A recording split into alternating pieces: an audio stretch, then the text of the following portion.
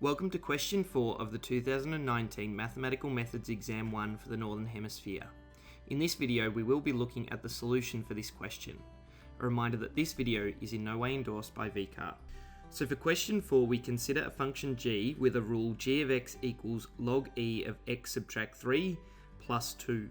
So for part A we're asked to state the maximal domain of g as well as the range of g over that maximal domain. So even though later in the question it does ask for a more accurate sketch of this graph, what I'm going to do to help answer this question is just have a really quick sketch so that I can see visually what's happening with the function. So I'm going to start with a set of axes, and now when we consider the x minus 3 in the rule, that makes the asymptote occur at x equals positive 3. So I'm just going to quickly dot that on our graph and label it as x equals positive 3. The 2 here does in fact translate the graph 2 units in the positive y direction.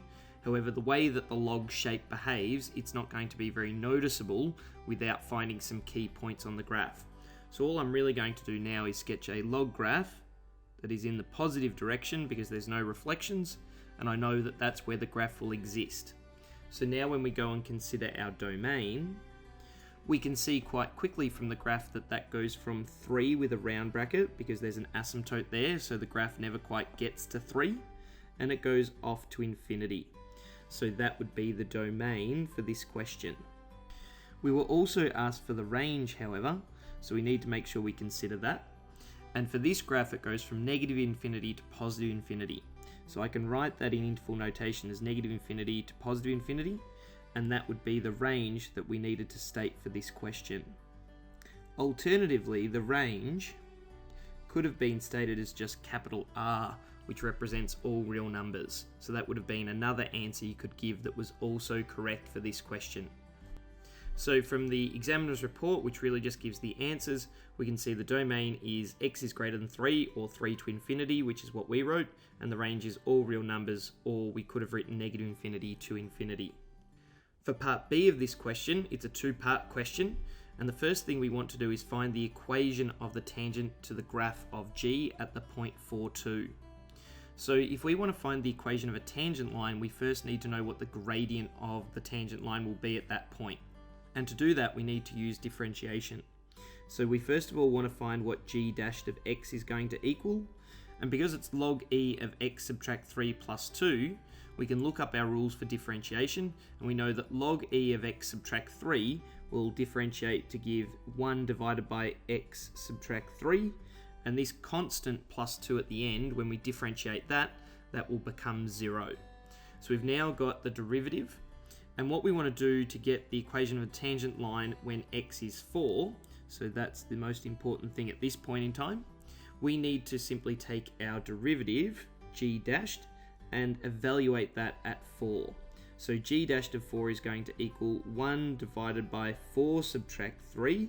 So therefore the gradient of the tangent is just going to equal 1 divided by 1, which is 1. Next we just need to find the equation of the line, not just the gradient of the tangent line, but the full equation. So to do that I'm going to use the formula y subtract y1 equals m bracket x subtract x1, because this will help me to find an equation of a straight line going through a specific point with a known gradient. So next we just need to substitute what we know into there. So y take y1 will be y subtract 2, because that is the y1 value in the coordinate. So we'll have y subtract 2 is equal to m, which is 1, and we found that just over here. So that's what we did on the left hand side. And then in the brackets we'll have x subtract x1, which is 4. And then all we want to do is simplify this down.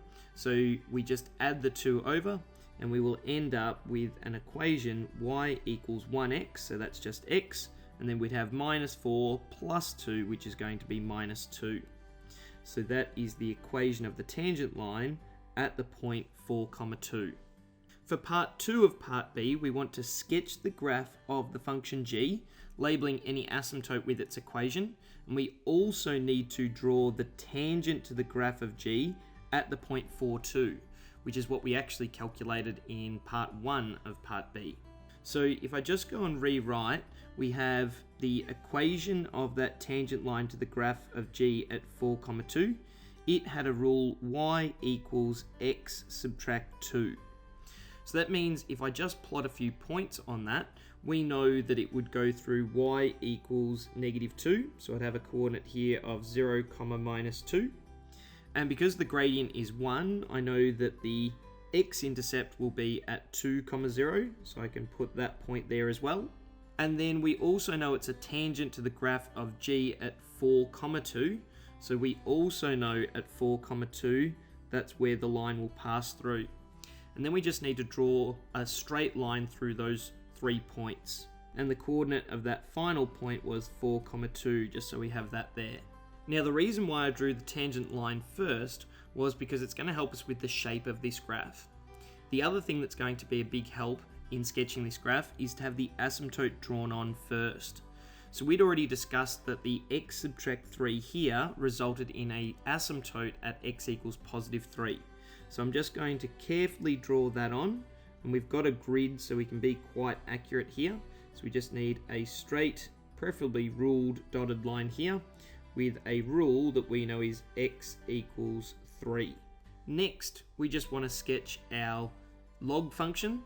So to do that, we're just going to sketch a log graph that looks something like this, and we know that that's going to be the shape that we need.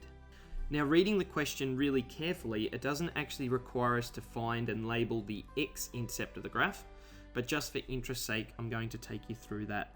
So the x-intercept of our log graph is going to occur when y equals 0. So in our rule, that would give us log e of x subtract 3 plus 2 is equal to 0. And then we're going to subtract 2 from both sides. So we're going to have log e of x subtract 3 is equal to -2.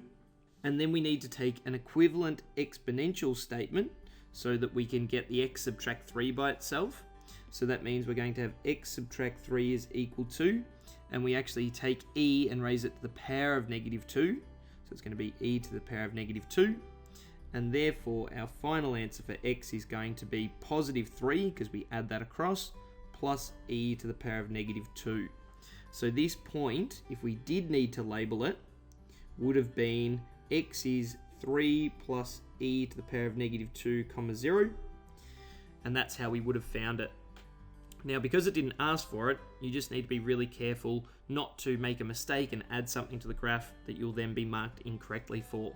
So the examiner's report just essentially gives us the answers. So we did in fact find the correct rule for the tangent line, which is y equals x subtract 2. And we can see from their sketch, that's what the graph would have looked like. And you can even see faintly down here that they had in fact removed the coordinates of the x-intercept because the computer program they used to generate it included them, and they didn't require them in the answer. So they actually didn't need those, so they'd remove them from the solutions.